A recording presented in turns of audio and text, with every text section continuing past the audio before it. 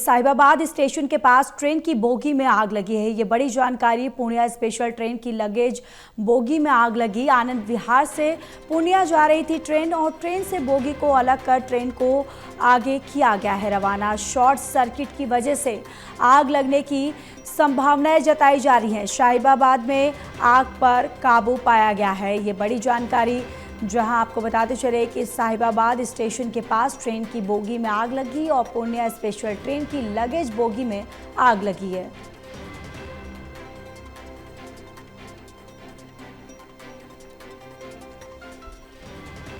और ये तस्वीरें भी जहां पर देखिए बोगी में आग लगी और बताया जा रहा है कि शॉर्ट सर्किट की वजह से ये आग लगी है।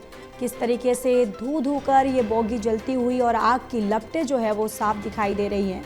दरअसल पूर्णिया स्पेशल ट्रेन की लगेज में यह आग लगा है और आनंद विहार से पूर्णिया जा रही थी ये ट्रेन और ट्रेन से बोगी को अलग कर ट्रेन को रवाना किया और शॉर्ट सर्किट की वजह से आग लगने की संभावनाएं जताई जा रही हैं। साहिबाबाद में आग पर काबू पाया गया है।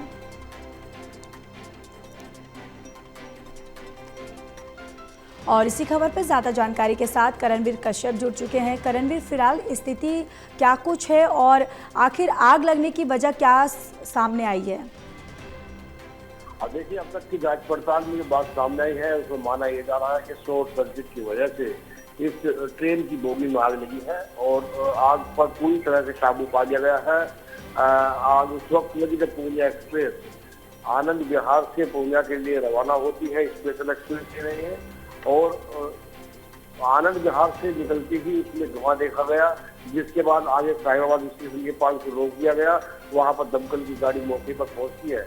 उससे पहले ही रेलवे विभाग के जो कर्मचारी होते हैं वो उस ट्रेन से उस बोगी को अलग कर देते हैं और उसके बाद आग पर काबू पा लिया जाता है। आग काफी देर में काबू पाया गया। इस बोगी में लगेज बोगी है और उसमें सामान रखा रहता है और जिस तरह से आग लगी, अगर ये आगे जाके आग लगती है ऐसे इलाके में जहाँ फायर स्टेशन आसपास नहीं था या रेलवे के कर्मचारी आसपास नहीं होते हैं या इस तरह का टेक्निकल स्टाफ नहीं होता है जो ट्रेन की बोगी को उस ट्रेन से आगे करने का जो तकनीकी क्षमता रखते हैं, अगर उस इलाके से अलग जाकर के घटना होती तो घटना बड़ी हो सकती थी और बोगियों में आग फैल सकती थी, क्योंकि आग की लपटें वहां तेज निकल रही थी और देखते ही ट्रेन को लोग डर और दहशत में आ रहे थे।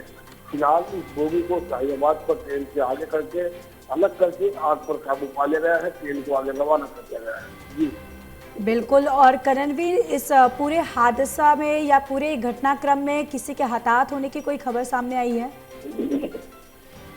देखिए, जो गाजियाबाद दमकल विभाग की तरफ से जानकारी मिली है उसमें भी ऐसी घटना को सामने नहीं आई हो है जिससे किसी व्यक्ति के हताहत होने की या फिर घायल होने की गंभीर की कोई नुकसान की सूचना हो।